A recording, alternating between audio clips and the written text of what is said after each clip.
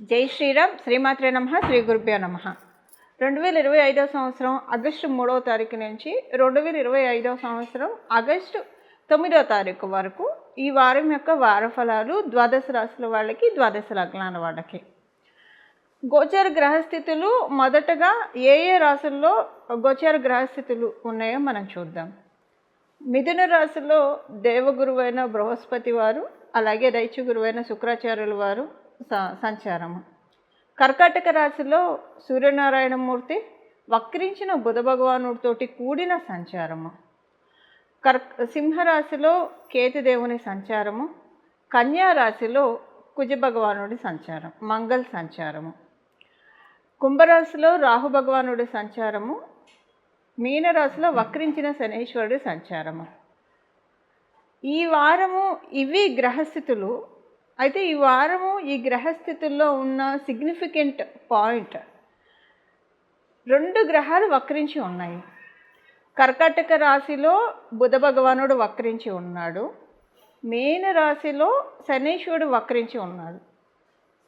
కర్కాటక రాశి, మీనరాశి ఈ 2 మనం చూస్తే ఈ 2 కూడా జలతత్వ రాశులే. జలతత్వ రాశుల్లో ఒక మేజర్ ట్రాన్సిటింగ్ ప్లానెట్ శనీశ్వరుడు తాత్కాలికంగా వక్రించి ఉన్నాడు. అలాగే బుధ భగవానుడు కర్కాటక రాశిలో వక్రించి ఉన్నాడు. జలతత్వ రాశులు ఇప్పుడు ఈ వారం చాలా యాక్టివ్గా ఉన్నాయి. జలతత్వ రాశులు యాక్టివ్గా ఉండడం వల్ల ఏం జరుగుతుంది? అందులో బుధుడు ఇక్కడ వక్రించాడు. బుధుడు వక్రించి ఉండడం వల్ల ఇక్కడ ఏం జరుగుతుంది? 2 జలతత్వ రాశులు బలంగా ఉన్నాయి. ఇక్కడ సంచారం చేసే ఈ 2 గ్రహాలు కూడా వక్రించి సంచారం చేస్తున్నారు. జలతత్వ రాశుల్లో 2 గ్రహాలు వక్రించి సంచారం చేసుకోవడం డెఫినెట్గా ఒక ఇంపాక్ట్ క్రియేట్ అవుతుంది. కాకపోతే అది కూడా బేడా ఉంటుంది. సో ఇప్పుడైతే ఈ వక్రగతి డెఫినెట్గా పాజిటివ్ ఇంపాక్ట్ని ఇండికేట్ చేస్తూ ఉంది. అసలు ఇది ఎందుకు పాజిటివ్ ఇంపాక్ట్ క్రియేట్ చేస్తుంది? దానికి కారణం ఏంటి? ఫస్ట్ పాజిటివ్ ఇంపాక్ట్ ఏ విషయంలో? లిబరేట్ చేస్తూ ఉంది, అందరినీ లిబరేట్ చేస్తూ ఉంది. ఇది ఎవరెవరికి ఏ విషయాల్లో అయితే బాగా టఫ్గా ఉందో ఆ విషయాల్లోంచి లిబరేట్ చేసే కైండ్ ఆఫ్ ట్రాన్సిట్ అని చెప్పచ్చు, కాంబో అని చెప్పచ్చు. దానికి కారణము మనకి పరాశర సంహితలో ధర్మ త్రికోణాలు, అర్ధ త్రికోణాలు, కామ త్రికోణాలు, మోక్ష త్రికోణాలు అని చెప్పబడి ఉంది. అందులో మోక్ష త్రికోణాల్లో ఈ 2 గ్రహాలు సంచారము. అంటే చతుర్థ స్థానము, అష్టమ స్థానము, ద్వాదశ స్థానము, ఈ 3 4, 8, 12 ఈ 3 కూడా మోక్ష త్రికోణాలు. ఇప్పుడు మనము కాలపురుషుడు కుండలిలో నుంచి మనం చూస్తే కర్కాటక రాశి చతుర్థ స్థానం అయింది, 4వ స్థానం అయింది. మీనరాశి 12వ స్థానం అయింది, వ్యయభావం అయింది. ద్వాదశ స్థానం అంటాం, వ్యయస్థానం అంటాము, మోక్షస్థానం అంటాము. ఇలాగ మనం రకరకాలుగా చెప్తాం పరాశర సంహితను అనుసరించి. ఇప్పుడు ఇక్కడ ఉన్న సిగ్నిఫికెన్స్ ఏంటంటే మోక్ష త్రికోణాలు జలతత్వ రాశులు చాలా బలంగా ఉండడము ఒక మంచి ఇంపాక్ట్ని క్రియేట్ చేస్తుంది. అందరికీ యూనిక్గా వర్తించే విషయాలు ఏంటంటే ఒక 3-4 నెలలుగా చూస్తే మనం ఒక 3-4 నెలలు, ఒక 5 నెలల నుంచి వేసుకోవచ్చు. అందరికీ యూనిక్గా కొంచెం ఫైనాన్షియల్గా ఎంత చేయి తిరిగిన వాళ్ళైనా కావచ్చు. ఇప్పుడు ఎంత చెట్టుకి అంత గాలి అన్నట్టు ఎవరి పొజిషన్కి తగ్గట్టు వాళ్ళ బర్డెన్స్ వాళ్ళకు ఉంటే డెఫినెట్గా ఇది మన అందరం అంగీకరించాల్సిన విషయము. ఇలాగా ఫైనాన్షియల్గా కొంచెం ఒక్కసారి ఫ్రీజ్ అయిపోయినట్లు, కొంచెం అలాగని ఫ్రీజ్ అయిపోయిందంటే ఏదో వెళ్ళి ఒకళ్ళ దగ్గర చేయి చాపాల్సిన పరిస్థితి అలా కూడా కాదు. ఎలా ఉంటుందంటే ఇది అవుతుందా కాదా, ఇది అవ్వకపోతే పోనీ వేరే చోట చేద్దామా అంటే లేదు, ఇక్కడ కన్ఫామ్గా అవుతుంది ఈ పని, ఇలాగన్నా ఉంటుంది కొంతమందికి అసలు సడన్గా అన్ని దారులు మూసుకుపోయినట్లు అనిపిస్తాయి, సడన్గా అంతే, అది టెంపరీ. ఇంకొంతమందికి ఎలా ఉంటుందంటే ఉన్న డబ్బులు అనవసరంగా ఖర్చు చేసేసుకున్నాము. ఇప్పుడు ఈ టైంలో ఎప్పుడైనా అంటే బాగా మెచ్యూర్డ్గా ఉన్నవాళ్ళు లైఫ్లో అప్స్ అండ్ డౌన్స్ అనేది కామన్. సో సమస్య లేని జీవితం ఉండదు. సేవింగ్స్ చేసుకొని ఉంటే బాగుండేది.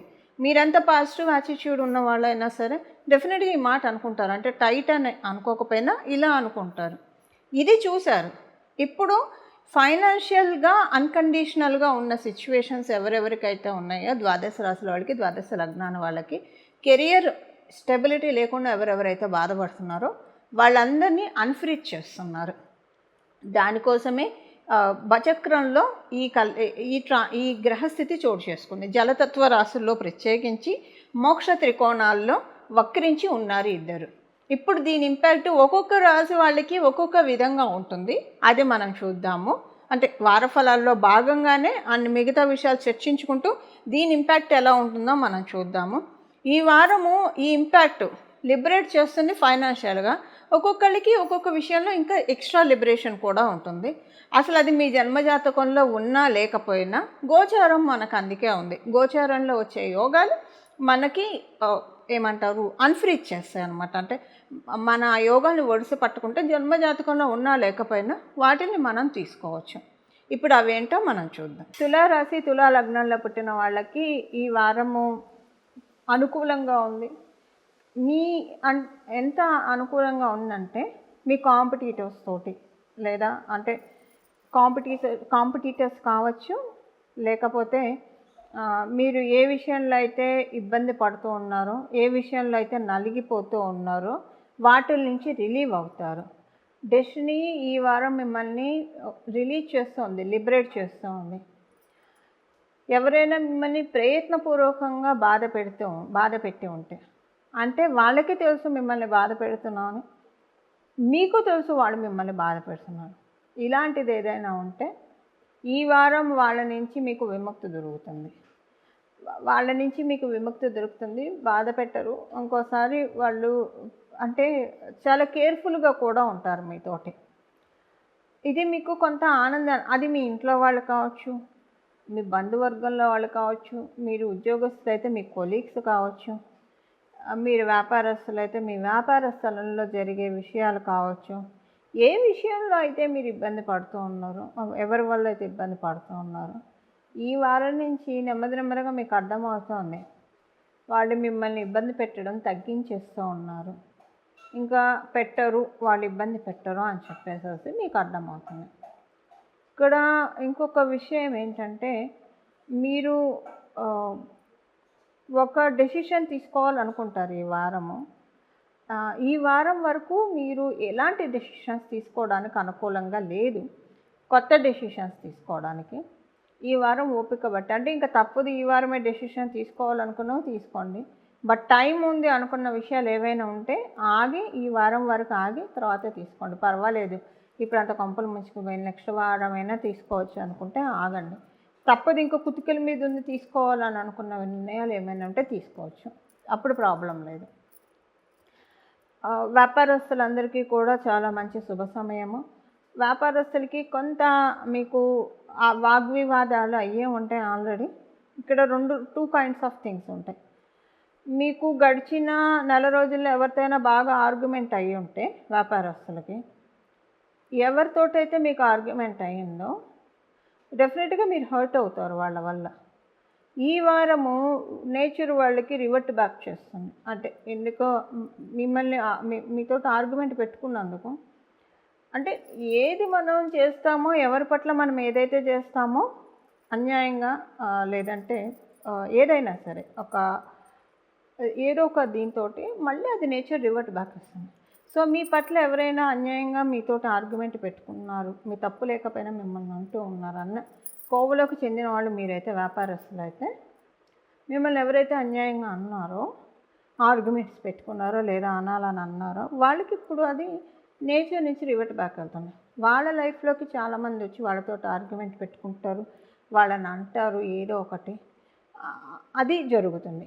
సో ఇక్కడ ఏమవుతుందంటే మీరు రిలీవ్ అవుతారు. ఇప్పుడు వాళ్ళు మీతో ఆర్గ్యుమెంట్ పెట్టుకోవాలన్నా ఏదన్నా వాళ్ళకి ఫ్రీ స్పేస్ ఉంటేనే మీతో పెట్టుకుంటారు. వాళ్ళే వాళ్ళ సమస్యల్లో తలమునక అయి ఉంటే ఇంకా మిమ్మల్ని ఇబ్బంది పెట్టడానికి వాళ్ళు డేర్ చేయరు, ఫస్ట్ థింగ్. సెకండ్ థింగ్ ఏంటంటే అంత టైము దొరకదు వాళ్ళకి. అంటే వ్యవహారం బాగా సాగుతుంది మీకు వాళ్ళకి మధ్య, ఇది ఒకటి ఉంది వ్యాపారస్తులకి. ఇది ఇంకా మిగతా వ్యాపారం అంతా చాలా బాగా అవుతుంది. మీరు ఉద్యోగస్తులైతే కనుక మీకు చాలా బాగా ఉంది. మీకు ఒక ప్రైడ్ మూమెంట్ ఇది. ఉద్యోగస్తులు అయితే డెఫినెట్గా ఒక ప్రైడ్ మూమెంట్. మిమ్మల్ని మీరు హ్యూమిలేట్ అయ్యి ఉంటే ఉద్యోగ స్థలంలో ఇప్పుడు మిమ్మల్ని మీరు ప్రూవ్ చేసుకునే శుభ సమయం ఇది. డెఫినెట్‌గా మిమ్మల్ని మీరు ప్రూవ్ చేసుకుంటారు. చాలా బాగుంటుంది, అనుకూలంగా ఉంటుంది. ప్రూవ్ చేసుకోవడం కూడా చాలా అనుకూల దిశలో మీకు ఉంటుంది. సీనియర్ సిటిజన్స్కి మంచి శుభ సమయము. అలాగే కొంతమంది ఫ్రీలాన్స్ వర్క్స్ చేస్తూ ఉంటారు, అంటే ఎవరి కింద పని చేయకుండా. కొంతమంది ఉద్యోగస్తులైనా ఫ్రీలాన్స్ వర్క్స్ చేస్తూ ఉంటారు, అంటే జీతం రూపంలో రాదు డబ్బులు, కానీ డబ్బులు వస్తాయి. అలాంటి వర్క్స్లో కంప్లీట్గా ఇన్వాల్వ్ అయ్యి ఉన్నా, లేదా ఉద్యోగం చేస్తున్న, వ్యాపారం చేస్తూ కూడా ఫ్రీలాన్స్ వర్క్స్ మీరు చేస్తూ ఉంటే మీకు చాలా అనుకూలమైన సమయం ఇది. మీరు ఫ్రీలాన్స్ ద్వారా చాలా మనీ గ్రాప్ చేసే శుభ సమయం. డెస్టినీ మిమ్మల్ని దీవిస్తూ ఉంది. ఇవి ఈ వారం యొక్క గోచార గ్రహస్థితుల ఫలితాలు తులారాశి తులా లగ్నంలో పుట్టిన వాళ్ళకి. ఈ గోచార గ్రహస్థితులు మనకి ఎంత బ్యూటిఫుల్గా ప్రతి ఒక్కళ్ళ జీవితాల్లో ఒక్కొక్కసారి చాలా పాజిటివ్ ఇంపాక్ట్స్ చూపిస్తాయి, ఒక్కోసారి నెగిటివ్ ఇంపాక్ట్స్ చూపిస్తాయి.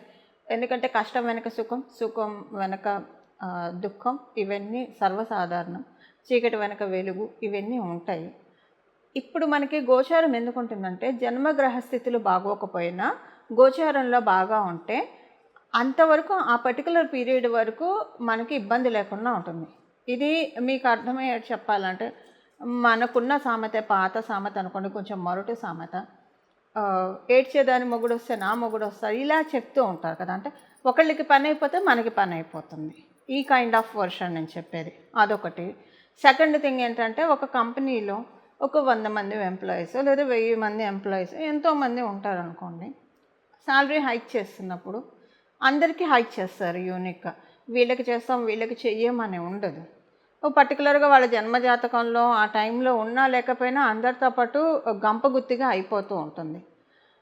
అయితే ఒకవేళ వాళ్ళ దాంట్లో లేకపోతే ఆ వచ్చేది వాళ్ళకి నిలబడదు, జాగ్రత్తగా ఒడిసి పట్టుకోవాలి. అందుకే జాతకం చూపించుకోవాలి జ్యోతిష పండితుల దగ్గర. అంటే చూపించుకుంటే ఏమవుతుందంటే, ఒక్కొక్కసారి ప్రమోషన్ హైక్ వచ్చిన తర్వాత అది తీసుకునే యోగ్యత ఆ టైంలో జన్మజాతకంలో లేకపోతే నిలబెట్టుకోవడానికి చిన్న చిన్న రెమెడీస్ చేస్తే అవి నిలుస్తాయి. లేదంటే అది వచ్చిన 3 నెలలకి ఏదో ఒక పాలిటిక్స్ జరిగి వేరే కంపెనీకి మారాల్సి రావచ్చు, ఇలా రకరకాలుగా ఉంటాయి. ఎందుకంటే ఆ టైంలో అందుకునే యోగ్యత ఉండదు కాబట్టి. సో రావడం అయితే అందరికీ గంపగుత్తిగా వచ్చేస్తుంది. అలానే ఇప్పుడు గోచారంలో కూడా మనకి గ్రహదేవతలు అందరికీ గంపగుత్తిగా మనకి యోగాల్ని ఇస్తుంది, అవయోగాలను కూడా ఇస్తుంది, రెండింటినీ ఇస్తాయి. యోగాలు అయితే మనకి యాక్టివేట్ చేసుకోవడానికి ఒకవేళ మన జన్మజాతకంలో ఇప్పుడు అనుకూలంగా లేదనుకోండి, వీటిని యాక్టివేట్ చేసుకోవడం వల్ల వాటి వల్ల ఇంపాక్ట్ మనకంటే తర్వాత అది మనకి చేజారకుండా మన చేతుల్లోనే ఆ యోగాన్ని మనం పట్టుకోవచ్చు కొంత పర్టికులర్ పీరియడ్ ఆఫ్ టైం వరకు.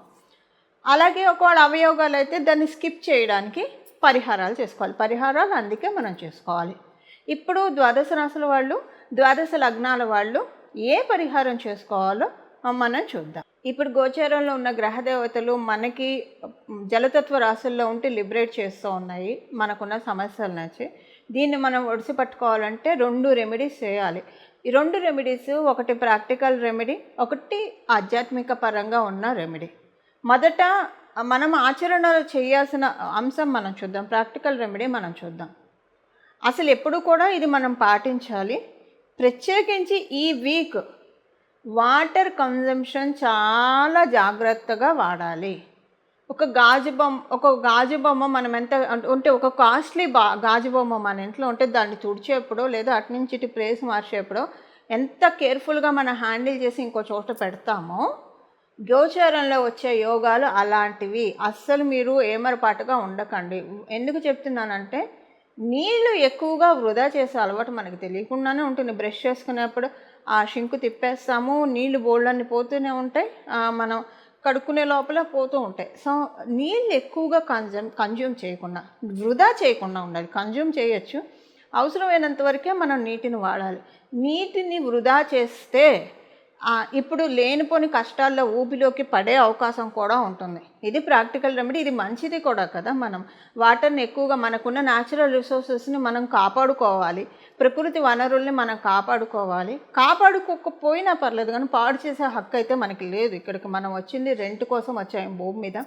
భగవంతుడు ఇచ్చిన వాటంటే మనందరం ఒక గెస్ట్లం కదా. సో వీటన్నిటినీ మనం ఒక బాధ్యతాయుతంగానే మనం వాడుకోవాలి. వాటరు చాలా, మీరు జలాన్ని చాలా బాధ్యతాయుతంగా వాడుకోవాలి. ఈ వారము అసలు ఎప్పుడు కూడా ఇది ఈ వారం నుంచి మొదలుపెట్టి ఇంక ఇదే ఒకవేళ మరీ ఎక్కువగా వాడకపోయినా మనకు తెలియకుండా మనం జాగ్రత్తగా వాడుకునే వాళ్ళమని మనకు తెలియకుండానే కొంచెం వృధా చేస్తూ ఉంటాం. సో ఎక్కడ వృధా చేసుకుంటున్నామో అటెన్షన్ పే చేసి మ్యాక్సిమం వాటర్ వృధా కానియకుండా ఇక్కడి నుంచి ఇంక ఇది కంటిన్యూ చేస్తూ ఉంటే ప్రకృతికి మనకి మనం తోడ్పాటును అందించిన వాళ్ళం అవుతాము. సైడ్ బై సైడ్ మనకి బ్లెస్సింగ్స్ కూడా నేచర్ నుంచి వస్తాయి. ప్రకృతికి మనం ఎప్పుడైతే తోడ్పాటును అందిస్తామో డెఫినెట్గా నేచర్ కానీ దేవుళ్ళు కానీ మనం రవ్వంతో ఏం చేసినా సరే ఇది మళ్ళీ మన కోసం మన ఫ్యూచర్ జనరేషన్స్ కోసమే, ఇదేం భగవంతుడి కోసం కాదు. అయినా మనం ఇలా చేస్తే భగవంతుడు కావచ్చు, నేచర్ కావచ్చు, మనం వాళ్ళకి ఏం చేస్తే దానికి 10 మనకి చేస్తారు. వీలుంటే ఇక్కడ ఇది ఒకటి చేయాలి. సెకండ్ రెమెడీ ఏంటంటే మీకు వీలుంటే కనుక చెట్లని నాటండి. ఎక్కడైనా సరే మొక్కల్ని నాటడానికి ప్రయత్నించండి. మీకు ఎక్కడ వీలు కుదిరితే అక్కడ మొక్కల్ని నాటడానికి ప్రయత్నించండి. ఉదాహరణకి మీకు మొక్కలు నాటడానికి అవకాశం కుదరకపోతే, అంటే మీకు ప్లేస్ చిక్కకపోతే ఇంట్లో అయినా ఒక మంచి కుండీలో తెచ్చి ఒక ప్లాంట్ని పెట్టుకోండి. లేదా అసలు మీకు అవకాశం లేకపోతే మొక్కలు నాటకపోయినా ఇప్పుడు మనం తెలుసుకోబోయే ఈ నామాన్ని జపించండి. ఈ నామాన్ని జపించడము నీటిని సద్వినియోగం చేసుకోవడం, దుర్వినియోగం కాకుండా మన ఇంట్లో వాళ్ళు కావచ్చు, మనం కావచ్చు, దుర్వినియోగం చేసుకోకుండా, నిరుపయోగం చేసుకోకుండా జాగ్రత్తగా ఉండడము. అలాగే మొక్కల్ని నాటితే చాలా మంచిది. ఈ వీక్ మొక్కల్ని నాటి మనం ప్రకృతికి ఎంత తోడ్పాటును అందిస్తే అంత మనకి. అంటే మొక్కలు ఎందుకు నాటుతాము? ఆక్సిజన్ కోసం, ఊపిరి పీల్చుకోవడానికి. మన జీవితంలో ఊపిరాడని సిచ్యువేషన్స్ మనం చూస్తూ ఉంటాము, అందరూ చూస్తూనే ఉంటారు, ఎవరు దీనికి అతీతులు కాదు. అలాంటి సిచ్యువేషన్స్, అలాంటి పరిస్థితులు మనకి రాకుండా ఎప్పుడు మనం అమ్మయ్యాను ఊపిరి పీల్చుకునే విధంగా మన జీవితం కొనసాగాలి అంటే ప్రకృతికి మనం వీలైనంత వరకు తోడ్పాటును అందించాలి. ఇప్పుడు దీనికి రైట్ టైం, ఎప్పుడూ దానికి రైట్ టైం. మంచి పనికి ఎప్పుడు సర్వకాల సర్వావస్థలు మంచివే. ప్రత్యేకించి ఒక మంచి అమృత గడియలు అనేవి ఉంటాయి మనకి. ఇప్పుడు మొక్కలు నాటడానికి అమృత గడియలు అంటే నమ్మండి. చక్కగా నాటండి మొక్కలు. మంచి పని చేద్దాము, శ్రీకారం చూడదాము. మొక్కలు నాటిలా మీరు ఈ నామాన్ని జపించుకుంటే ఇంకా మంచిది. నాటిన వాళ్ళు ఖచ్చితంగా ఈ నామాన్ని జపించుకోవాలి. ఆ నామం ఏంటో మనం ఇప్పుడు చూద్దాం. గంగాధరాయ నమః, గంగాధరాయ నమః, గంగాధరాయ నమః. ఈ నామాన్ని మొత్తం జపిస్తూ ఉండండి.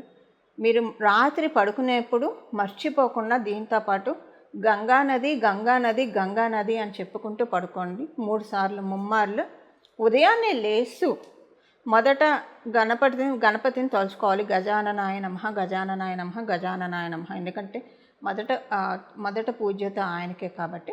తర్వాత ఉదయాన్నే లేస్తూ కూడా మీరు మంచం మీద కూర్చొని చెప్పుకోవచ్చు, గంగానది గంగానది గంగానది. ఇది మనకి శివపురాణంలో ఉన్న విషయము. ఎవరైతే రాత్రి పడుకునేప్పుడు శివనామస్మరణం మనం చేయాలి, ఉదయాన్నే లేస్తూ హరినామస్మరణం మనం చేయాలి. దాంతోపాటు గంగానదిని రాత్రి పడుకునేప్పుడు, ఉదయం లేచేప్పుడు ఎవరైతే స్మరిస్తారో వాళ్ళకున్న అన్ని పాతకాలు నశిస్తాయి. అంటే మన సిన్స్ అన్నీ కూడా కరిగిపోయి మనము మంచి డెవలప్మెంట్ మోడ్లోకి వెళ్తాము. అలాగే మన చేత ధర్మకార్యాలు, పుణ్యకార్యాలు, దేవకార్యాలు భగవంతుడు మనని నియమించి మన చేత చేయిస్తాడు అనడంలో ఏమాత్రం సందేహం లేదు. ఈ నామాన్ని రాత్రి పడుకునేప్పుడు గంగానది గంగానది గంగానది, ఉదయాన్నే లేస్తూ కూడా ఈ నామాన్ని జపించడం. అలాగే ప్రతిరోజు కూడా గంగాధరాయ నమః, గంగాధరాయ నమః, గంగాధరాయ నమః అనే నామాన్ని జపించి మనమందరం కూడా గంగాధరుడు శశిశేఖరుడైన పరమశివుడి యొక్క కృప వల్ల జలతత్వ రాశులు బలంగా ఉన్నాయి కాబట్టి ఎప్పుడు నిత్యం ఆయన నెత్తిన ఉన్నంత జలం ఎక్కడ ఉండదు. సో ఆకాశ గంగనే ఆయన జటాజూటంలో బంధించాడు. ఇక్కడ మనం జలతత్వ రాశులు అంటే ఆయన జటాజూటమని నా భావన. మనం ఇలాగ స్మరిస్తే కనుక చాలా చక్కటి ఫలితాలు వస్తాయి. ఇలా మనమందరం కూడా గోచారం ఇచ్చే యోగాల్ని ఒడిసి పట్టుకొని మన జీవితాన్ని ప్రశాంతంగా, నిర్మలంగా, సుసంపన్నం చేసుకోవాలని చెప్పి మనందరి తరఫున నేను కూడా భగవంతుని ప్రార్థిస్తూ మంగళం. నమో భగవతే వాసుదేవాయ.